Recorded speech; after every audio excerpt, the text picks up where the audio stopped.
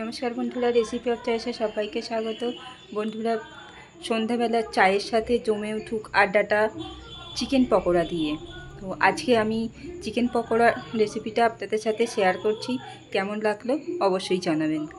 প্রথম থেকে শেষ পর্যন্ত দেখার জন্য অনুরোধ রইল।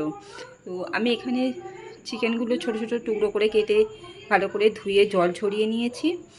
আর আমার প্রয়োজন মতো আমি এখানে চিকেন নিয়েছি। এখানে পরিমাণটা আমি বলতে পারবো না, যেটুকু ছিল সেটুকু দিয়েই তৈরি করছি। তো এখানে আমি চিকেনের মধ্যে লবণ দিয়ে দিয়েছি, আর দিয়েছি পরিমাণ মতো আদা রসুন।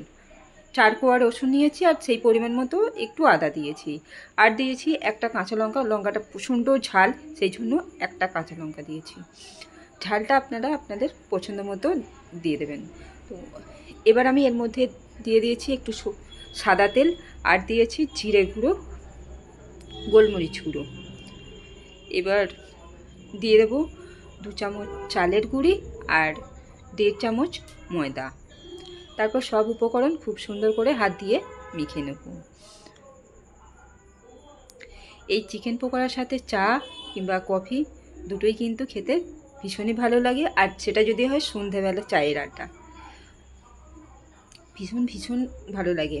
তারপর এখন তো বাইরে বৃষ্টি তো হচ্ছেই, বৃষ্টিমুখর সন্ধ্যাবেলা জমে যাবে একদম চায়ের আড্ডা।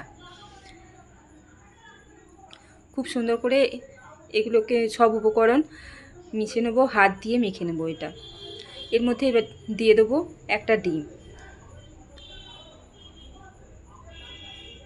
তো এবার আমি এটাকে হাত দিয়ে মেখে নিচ্ছি। মেখে নিয়ে এটাকে আমি 20 মিনিট রেখে দেবো, ঢাকা দিয়ে রেখে দেবো। আর পুরো রান্নাটাই কিন্তু সাদা তেলে তৈরি করব। খুব সুন্দর করে মেখে নেওয়া হয়ে গেছে। আর আপনারা চাইলে এর মধ্যে কাশ্মীরি লাল লঙ্কার গুঁড়ো আর ধনেপাতা কুচিও এর মধ্যে দিতে পারেন। তো আমি এখানে দিচ্ছি না। তেল গরম হয়ে গেছে। এবার একটা একটা করে চিকেনের ম্যারিনেট করে রাখা চিকেনের টুকরো তেলের মধ্যে দিয়ে দিচ্ছি, আর এগুলো লাল করে ভেজে নেব। ওভেনের আঁচটা কিন্তু মিডিয়ামে রাখতে হবে। তো আমি প্রথমে 5টা টুকরো দিয়েছি, দিয়ে আমি এগুলোকে ভেজে নিয়েছি।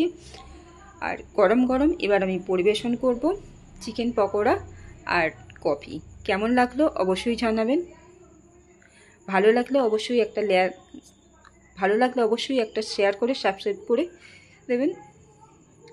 ভালো থাকুন, সুস্থ থাকুন।